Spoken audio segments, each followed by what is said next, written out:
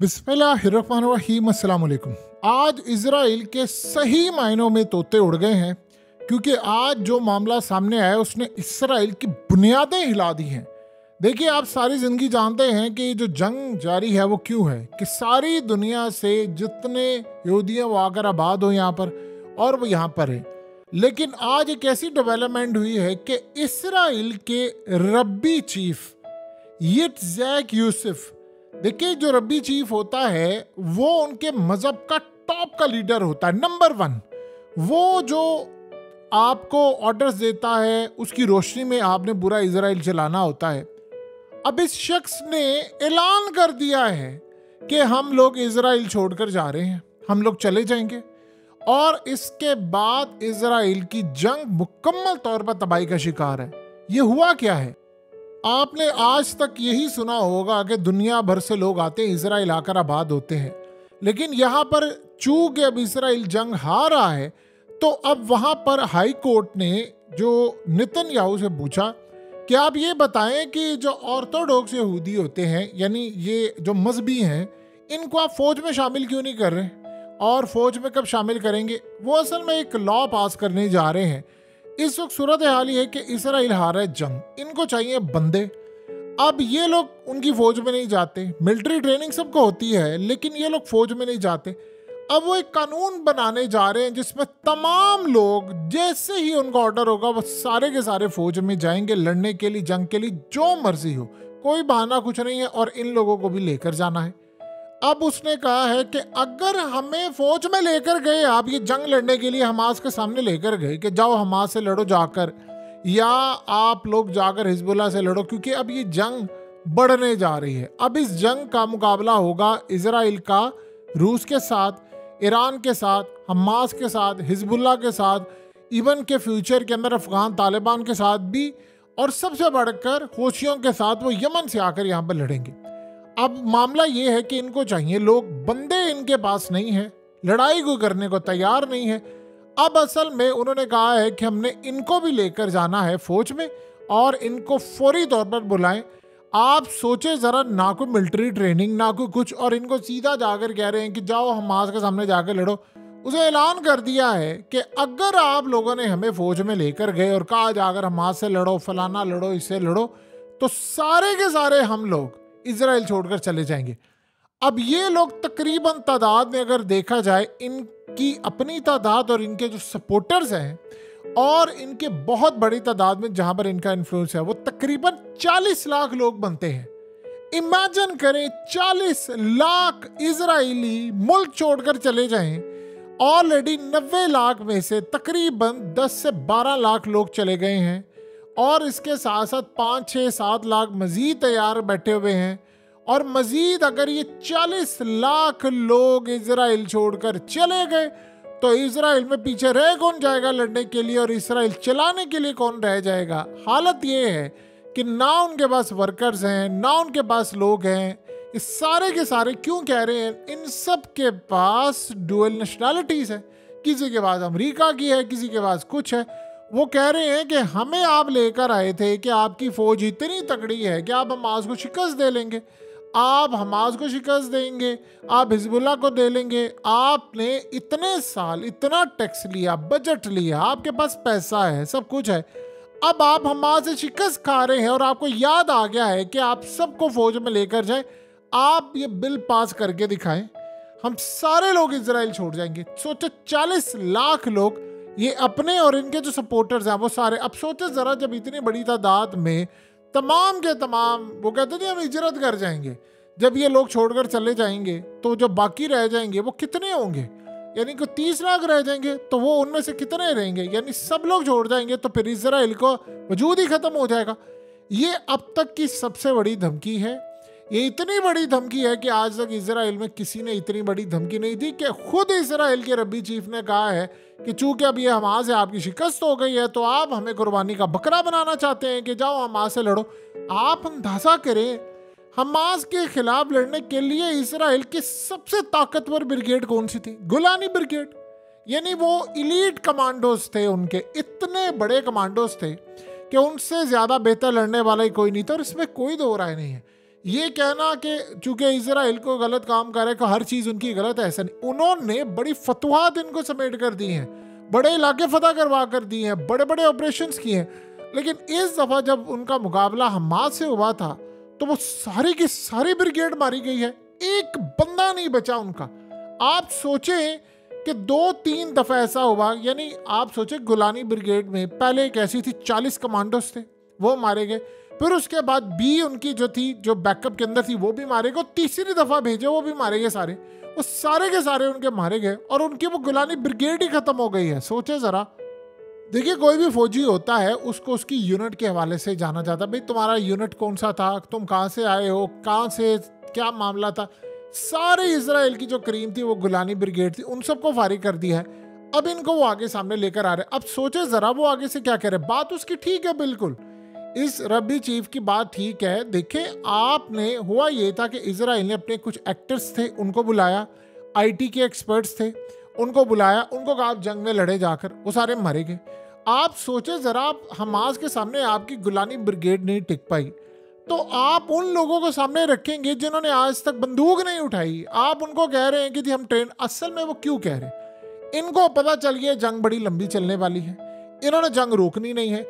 अब वो ये कह रहे हैं कि हम अगर लाखों के हिसाब से इन लोगों को शामिल करेंगे तो ये सारे जितने भी लोग होंगे लड़ाई करने के लिए जब आएंगे तो तकरीबन हो सकता है इनको ट्रेंड करते, इनको सारा कुछ करते 6 महीने लग जाएं, साल लग जाए, कुछ भी हो जाए, तो हम इनको मैदान में उतारेंगे। क्योंकि अब इनको जो अंदाज़ा हो रहा है ये जंग हो सकता है 2-4 साल रहे, या हो सकता है क़यामत तक ये जंग, क्योंकि ये अब लड़ाई बड़ी लंबी है, ये ख़त्म नहीं होने वाली। तो लोग उनके मारे जा रहे हैं। तो इस सारी सूरत हाल में उनके बाद लड़ने के लिए कोई है नहीं, कोई आगे जाने को तैयार नहीं। और बाकी जो उनके फौजी हैं, देखें वो चीख रहे हैं, रो रहे हैं, रातों को बोलते हैं, अपने फौजियों पर फायरिंग कर देते हैं। इतने लोग मारे गए हैं। अब इसराइल को तारीख में कभी इस तरह की इबरत नाशिकस्त नहीं हो रही। लेकिन आप ये देखें कि साथ हो क्या रहा है। अमेरिका अपनी फौज उतार रहा है, अमेरिका अपने फौजी लेकर आ रहा है गजा के अंदर। किसी बंदे ने उठकर कहा, किसी मुस्लिम कंट्री ने उठकर कहा कि यार हम अपनी फौजें लेकर जाते हैं वहां पर। अमेरिका किसी का बाप है उठकर लेकर आएगा। ये गजा किसका है? ये तो मुसलमानों का है ना, ये तो इन लोगों का है, फलस्तीनियों का गजा है। तो बताएं वहां पर अमेरिका क्या करने के लिए आ रहा है? कोई 57 मुल्कों में से कोई एक नहीं गया। किसी की फौज को ये समझ नहीं आएगी यार हम चले जाए, हम जाकर मदद करें। ये तो अमेरिका कह रहा है जी मैं पोर्ट बना रहा हूं, मैं फलाना कर रहा हूं, आप लोग क्यों नहीं जाते? 57 मुल्क को कोई एक किसी का दिल नहीं कर रहा, किसी के पास इतनी हिम्मत नहीं है कि वो अमेरिका के सामने खड़ा हो सके, इजराइल के सामने खड़ा हो सके। अर्दुगान भी नहीं, ना तुर्की क्या है, ना कुछ और। अब इस सारी सूरत हाल में इनको ये पता चल गया है कि लड़ाई बढ़ने वाली है। देखिए, लड़ाई इस तरह बढ़ने वाली है कि इनके जो लाखों की तादाद में लोग हैं वो फौज में जब वो डालना चाहते हैं उनको कि आप लेकर आए और आप आकर लड़ाई करें, क्योंकि हमारे पास अब लड़ने वाले कम है। और साथ उसने नेतन्याहू ने कहा है ये इसराइल के वजूद की बात है, या हम रहेंगे या हम नहीं रहेंगे। ये दो ही सूरत हाल है, तीसरा तो कोई मामला ही नहीं हो रहा। अब जब ये मामला हो गया है तो आप ये सोचें कि जो लोकल सतह पर इन्वेस्टर है या इसराइल के अंदर उसके लिंक्स है या बिलियनर है, वो सोचेगा कि अगर इतनी बड़ी तादाद में कि ये लोग इनके मानने वाले सपोर्टर्स भी और इनके जो सिंपथाइजर है वो सारे के सारे 35-40 लाख लोग अगर इजराइल छोड़ जाएंगे तो बाकी बचेगा क्या? देखिए, कोई भी मुल्क होता है उसमें लोग रहने वाले होते हैं। इन्होंने 76 सालों में मेहनत कर करके पूरे वर्ल्ड से लाकर लोग आबाद किए। 90 लाख लोग आए, उन 90 लाख लोगों में से 10 लाख मुल्क छोड़कर चले गए हैं ऑलरेडी। कुछ बहुत सारे छुट्टियां मनाने के लिए गए थे। जब ये अक्टूबर का सीजन आता है तो बहुत बड़ी तादाद के अंदर इजरायली दूसरे मुल्कों में जाते हैं छुट्टियां मनाने के लिए, और वहां पर किसी कोई अमेरिका का रहने वाला वो जाता है, क्योंकि अक्टूबर नवंबर दिसंबर ही सीजन होता है। वो छुट्टियां मनाने के लिए गए तो वो वापस ही नहीं आए। आप अंदाजा करें, वो वापस ही नहीं आए अभी तक। वो कह रहे नहीं, पता नहीं, क्योंकि वहां पर सायरन बज रहे हैं, लोग रातों को उठ रहे हैं, चीख रहे हैं, मिसाइल लग रहे हैं। और जो जंग की सूरत हाल है, अब तो ये मामला बड़ा क्लियर हो गया कि ये जंग तो बड़ी खतरनाक हद तक आगे बढ़ने वाली है, और ये इतनी तबाहकुन अब जंग होगी कि जिसका अंदाजा नहीं हम लोग लगा सकते। अगर ये लोग छोड़कर चले गए तो फिर इसराइल को बचाना नामुमकिन हो जाएगा, क्योंकि देखिए अब या ये रहेंगे या को वो रहेंगे, और ये लड़ाई अब यहाँ पर ख़त्म नहीं होने वाली। अब दूसरी सूरत हाल ये है कि जब आपकी इतनी बड़ी तादाद में लोग छोड़कर चले जाते हैं तो आपका जो टैक्स कलेक्शन है, देखिए ये लोग हैं, ये वहाँ पर इकोनॉमी भी चलाते हैं, जाहिर सी बात है खाना भी खाते हैं, ये जॉब्स भी करते हैं, बिजनेस भी करते हैं, इन्होंने वहाँ पर घर भी लिए हुए हैं, गाड़ियाँ भी हैं, सारा कुछ करता है। तो लोग हैं ना, तो जब लोग खर्च कर रहे होते हैं तो इकोनॉमी चल रही होती है। जब इकोनॉमी चल रही होती है तो आपकी ट्रांजैक्शन हो रही होती है। जब आप 35-40 लाख लोग छोड़कर चले जाएंगे तो आप ये सोचें कि आपकी इकोनॉमी कैसे चलेगी। आपके पास ना कलेक्शन होगी टैक्स की, ना बजट बना सकते हैं, ना गवर्नमेंट चल सकती है, ना फौज को पैसा दे सकते हैं, तो फिर आप चलाएंगे कैसे मुल्क को। आपने 76 साल लगा कर इस तरह, बहुत सारे लोगों को शायद अंदाजा नहीं है, इनका जो इलिया प्रोग्राम है, इलिया कहते हैं घर वापसी को, यानी आप वतन अपने लौट कर आओ। इन्होंने पूरी दुनिया में चुन चुन कर जाकर डीएनए चेक करके कि खालिसतन हमारी वो नस्ल जो 2-4 हज़ार साल पुरानी थी, उनके लोग कहाँ कहाँ आबाद है, वहाँ से जाकर उनको पैसे दिए, उनको फैसिलिटीज़ दी, चुन चुन कर अपने लोगों को वापस लेकर आए, और आकर उनको जॉब्स भी देते हैं, उनको तमाम काम के आप ये छोड़ कर आए, आप घर वापसी हो।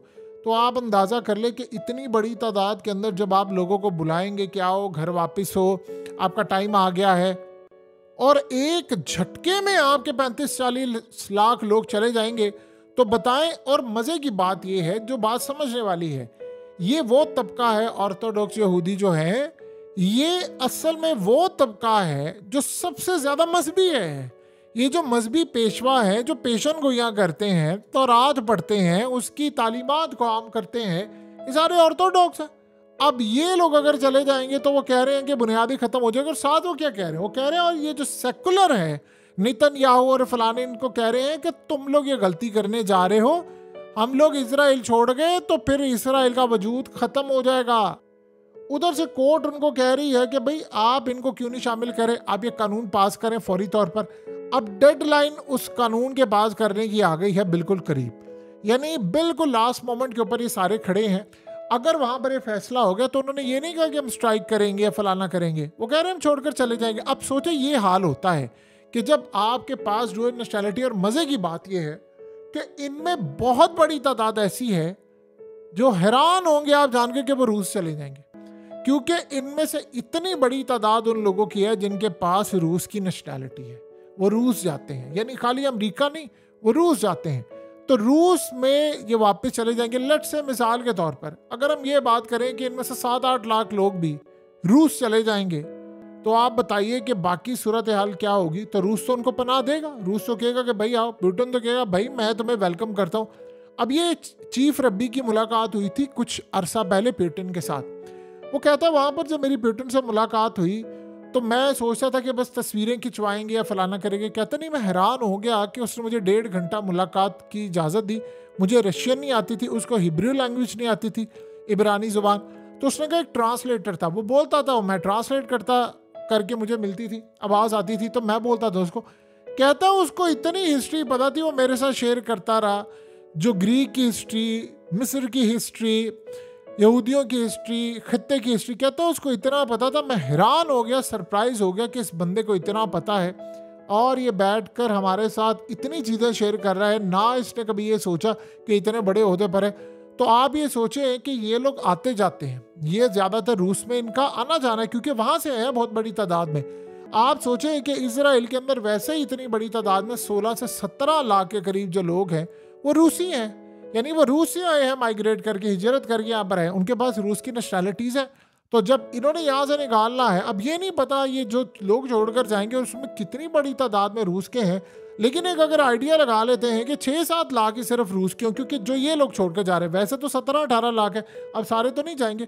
चले इनमें से जो जाते हैं तो वो लेट से कि उनमें 6-7 लाख रूस के हैं, तो आप बता दें कि ये तो कितना बड़ा झटका, क्योंकि अगली जो लड़ाई होनी है एक और भी मज़ेदार सूरत हाल है।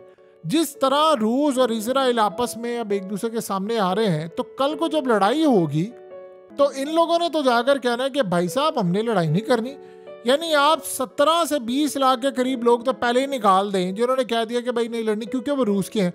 और अगर रूस की लड़ाई होती है इजराइल के साथ तो जाहिर सी बात है फिर रूस के वो शहरी हैं वो तो उनको नहीं करेगा, वो तो कानून लागू होता है, तो फिर आपकी गिरफ्तारियां भी होती हैं, फिर आप आ भी नहीं सकते। और इतनी बड़ी तादाद में इनकी रूस के अंदर प्रॉपर्टीज़ भी हैं।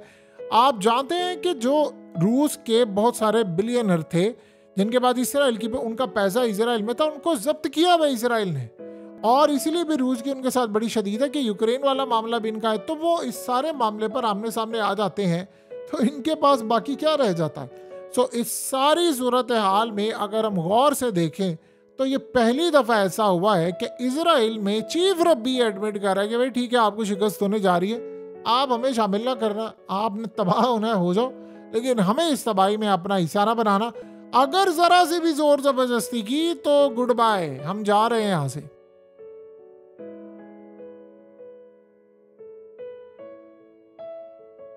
हकीकत टीवी को सब्सक्राइब करना मत भूलें, वीडियो को लाइक करें, शेयर करें और कमेंट सेक्शन में अपनी राय का इजहार ज़रूर करें।